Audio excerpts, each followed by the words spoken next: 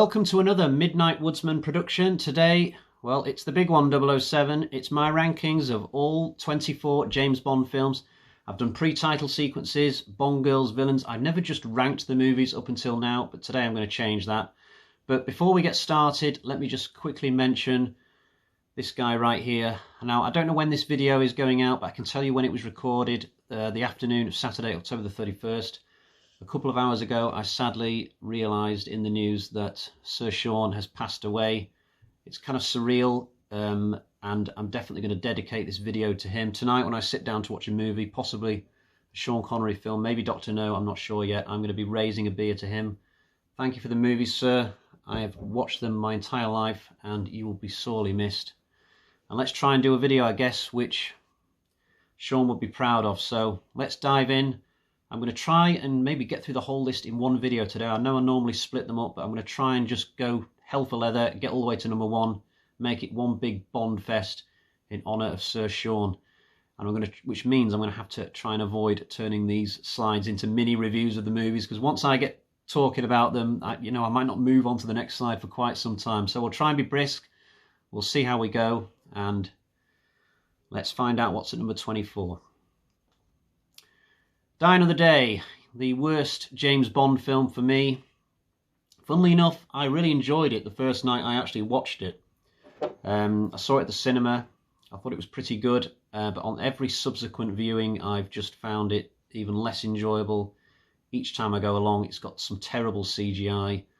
The whole situation in the Ice Palace is just completely wasted. Jinx, oh my God. I mean, this picture here, this is the last moment the film could possibly have redeemed itself. I mean, I was literally screaming in the cinema, just do it, kill her, kill her, kill her. Security guard almost threw me out. But no, it's not a good film. The only film on this list that I can barely just about enjoy when I'm watching it. All the others I can at least really enjoy. Number 23, The Man with the Golden Gun. I deliberately chose this picture. The resolution isn't very good, but I wanted to show the incredible architecture of Scaramanga's Island Palace. But on the whole, it feels like a Bond film, which is quite cheap. They went through this period, Diamonds Are Forever, Live and Let Die, The Man with the Golden Gun, where the films just started to look a little bit cheap. And certainly this one, it's just very mediocre for a lot of it, I think. It's got all this stuff, with all this comedy stuff with Sheriff Pepper, and I don't know, it's definitely one of the lower ones for me. At one point, I'm sure I did this list, not in a video, but I did this list, and this actually came last, but because of Die Another Day, it at least gets to avoid that fate this time around. Now, at 22 is probably my first controversial placing on this list that people are going to go, what? You Only Live Twice. Here's Sir Sean showing us how to use a COVID mask, even way back in 1969, I think it was. No, 67, You Only Live Twice. Yeah, most people will have this film higher. I even heard one guy once say that this was his favourite Bond film of all time. But for me, it's just got way too many plot holes. At some point in the future, I'll review these movies individually and go through all the plot holes of You Only Live Twice, because they're just extremely off-putting. There's a lot to enjoy about the film. The music is probably the best. It's the best soundtrack possibly in the whole series, but the overall film just really sloppy and badly written. Number 21. Dr. No. I feel really guilty about putting this one so low because it does nothing wrong. For a 1962 film, it's almost perfect in terms of, the types of special effects they could do at the time. It's just a really good story, very exciting. It doesn't have the excitement factor, I guess, of the later films, which is why it's come this low. But certainly it's a great film, and I always really enjoy it when I watch it. Right, getting into the top 20, and it's another Sean one, Diamonds Are Forever. Now, I really enjoy this. I think it's got one of the best stories out of all the Bond films. And the reason it comes so low is because they didn't really finish it properly. There's this bit on this oil rig where Bond is throwing Blofeld around on this aqua sub thing, but you don't actually see how this ends up. He's being banged around, and then suddenly we cut to another scene. I think originally they were meant to have Blofeld escaping to this island, and then they would go into this mine and have one last fight. So the movie should have had another like 10-15 minutes, but I think because of the shooting schedules or something like that, they had to cut it, and it just ends up feeling like a really rushed product at the end of the movie. But it's a shame, because everything up to that point I'd really enjoyed. Right, coming in at number 19, Pierce Brosnan in Tomorrow Never Dies, a film that has probably sunk down my list over the years. If you watched my pre-title video recently, I had the pre-title sequence for this coming in at number 3, I think.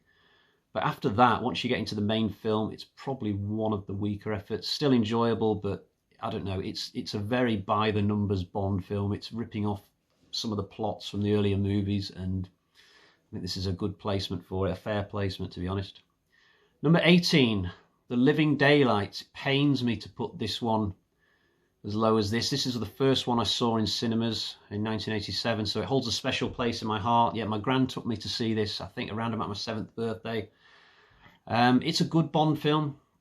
This is just where it comes. I mean, the bottom few films on this list were very easy for me to sort of dump them there and then figure out where to put them, and the top few were very, very easy to put them down that end. And then in the middle, there's like 16, 17 films which were just impossible for me to kind of figure out where to put them. It took a long time to get this middle part of the rankings just right. And I look at this, number 18, The Living Daylights. It's crazy because it is such a good film, but it's a tough school, this list. It really is. So there it is. Sorry, Timothy.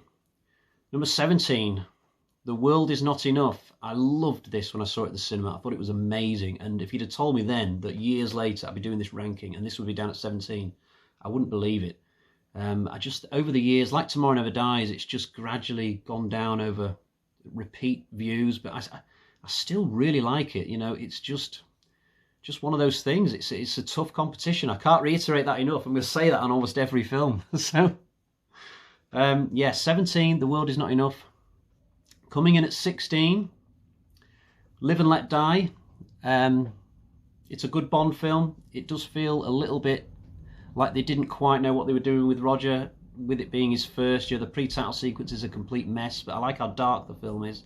It's got some great villains, some good settings, lots to enjoy. Baron Samedi, wonderful. Coming in at 15, Moonraker. This film's always been around about the middle for me. I don't like the excess comedy in it. A lot of scenes are completely silly. I've got Jaws in this picture, but he's one of the worst things about this movie. And this film would have come near the bottom, but everything from Brazil onwards, the space station stuff, is just amazing. I love all that stuff. And funnily enough, the part where Moore goes to space in the last half an hour is probably the most serious part of the film. But all the silliness leading up to that point just brings it down a few pegs. But I do like the movie. I didn't want to put it any lower than this. Coming in at number 14... Sorry, Emma, it's Octopussy, only coming sort of halfway up. I did manage to find this strange picture where I'm guessing Christopher Reeve was visiting the set during production, so that was sort of interesting to see. It's a good film, there's nothing really wrong with it. It's an enjoyable James Bond adventure set in India and Germany. There we go. Coming in at 13, Skyfall, another controversial choice. I think most Bond fans would put this in the top 10. It's extremely well regarded. Got very high review scores from fans and critics alike. As for me, I do really like it. I think I'm not a big fan on the villain. I know a lot of people do think Silver was great. I just think he was mediocre, and the film could have done with a few henchmen or some extra people, and it's lacking a Bond girl, and the whole Bond Judi Dench thing, wasn't blown away by it. So, I mean, it's still good, just there are better films, I think. Coming in at 12, License to Kill, the ultimate James Bond revenge film. The whole plot revolves around this lighter, as opposed to your usual, you know, big Bond hideout, global domination thing. In this one, Bond is just getting revenge for his friend getting mauled by this shark at the hands of this drug dealer Sanchez, and he has to go down to Chile to dig him out and kill him. Really enjoy this one. My dad and my cousins and aunts were going to take me to the cinema to see this, and I had to point out to them on the night that it was a 15. I couldn't see it. I was only 9 at the time. If I hadn't known this as a 9-year-old, they would have driven me to the cinema and we would have been turned away. Thankfully, we managed to avoid that. Right, let's get on with number 11. And we have Quantum of Solace. Again, I think This is where my opinions probably differ to most Bond fans. I think this would be lower on most fans' lists, but I really like this. It's a film that I was only kind of... I was mediocre. I was on it when it came out in the cinemas, and it's just grown on me all the time. Every time I watch it, I really like it. I like how short and breezy it is. I love the opera stuff. The pre-title sequence is great. And even the stuff in the hotel in Bolivia, is it, near the end of the film? I just really enjoy it. I think it's just a film that fits my eye. I know it's not everybody's taste, this one, but I really enjoyed it. So we're getting into the top 10 now. Let's find out what my top 10 James Bond films are. Coming in at number 10, For Your Eyes Only. Just a really, really solid film. They definitely went more serious on this one, following on from Moonraker. It's very hard to find stuff in this one to criticise. It's just a good, solid Bond film, and all the stuff with him climbing that mountain at the end to get to Kristatos, just absolutely brilliant. This sequence is one of the best extended action sequences in the entire franchise. There's so many different things happening in this part. It must drag on for about 20 minutes, but it's absolutely brilliant. Bond on, skiing down bobsleigh runs and the motorbike chases is just really, really great. Coming in at number 9, Goldeneye. I think this might be my brother's favourite Bond film. I think a lot of people maybe have it higher. It is a good film, really, really good. It's got some really dodgy looking stunt doubles in it, some stunts as well that don't quite look right when Bond's trying to catch the plane near the beginning, and one or two things that aren't to my taste. I think the score is pretty terrible in this film, but there is a lot to enjoy. It is a really, really good debut for a Bond actor. Coming in at number 8, we have A View to a Kill. Most people will probably have this one lower, but this was the Bond film of my childhood. I remember my cousin renting it out for me when I was like 6 years old, and I was extremely excited to see it. I distinctly remember walking into a video store, and there were about 50 copies of A View to a Kill plastered all over the walls. It was the latest thing that had just been released. But I love it. I've just, my whole life, I just can't understand why people dislike it that much. There's so much to enjoy in this film. It really is. Coming in at number 7, Spectre. Again, one that's probably lower for most, but I really enjoy it, and I've seen it a few times since it came out. I don't really get why people are so down on it after Skyfall. It's really odd to me. I mean, to me, Spectre's the better film on the whole. It's just one of those strange things I don't understand. Everybody's got their own opinions, but certainly for me, Spectre's superior to Skyfall in almost every way. There you go. Number 6, Thunderball. For many years, whenever I would sort of randomly do this list, I would have Thunderball at 2 or 3. I can definitely remember having a conversation with somebody years and years ago where I may have even had this in the top spot at one point. I do like the film. I love the underwater battles and stuff and things like that. I'm just kind of fascinated with that stuff, and I just think it's a really, really well-paced Bond film. This picture is actually a deleted scene where Bond and Domino sort of get to know each other a little bit better on Largo's yacht. I'm not sure how finished this scene got because it never turned up on any DVDs or anything like that. But if you watch the film, their relationship advances in a really unnatural way during the movie. Like, they've just met, and then a few scenes later they're acting like they've had this big affair for like ages. And I think this scene probably would have helped bridge the gap with that. But yeah, I like this film probably more than most. I think it's a good follow-up to Goldfinger. The only thing I don't like about it is the fight on the Largo's boat at the end looks really kind of hokey, and the background effects are terrible. But everything apart from that leading up to then, just a great Bond film. Right, we're getting into the top 5 now. We've got 5 left, and let's see what's at number 5. It is From Russia with Love. I've heard many people say that this is their favourite. It's definitely one of my favourites. This picture of Bond and Tatiana on the train, this entire train sequence, absolutely love it. Even before we get to the fight and the exciting bits at the end of it, it's just a fantastic sequence for me. And even though it's only the second Bond film ever made, I still think it's one of the absolute best. It's just a textbook example of how to make a thriller. You don't need huge special effects and action sequences and bangs and, big loud stuff happening. You can just write a film like this and people will enjoy it. Number 4, Casino Royale, Daniel Craig's first film, and it felt like an amazing breath of fresh air coming out just after Die Another Day. Well, it was the next one after Die Another Day. It took a good 4 years to come out, but I can still remember going to see it with my housemate. Just terrific. It's quite a long Bond film, but it's a really good story. This poker section is just brilliantly written, and it's got one of the best endings, one of the most satisfying endings, when Bond sort of steps out that machine gun and introduces himself, does his famous line, and you hear the Bond music playing. It's just one of my favourite memories from watching Bond films in cinemas, definitely.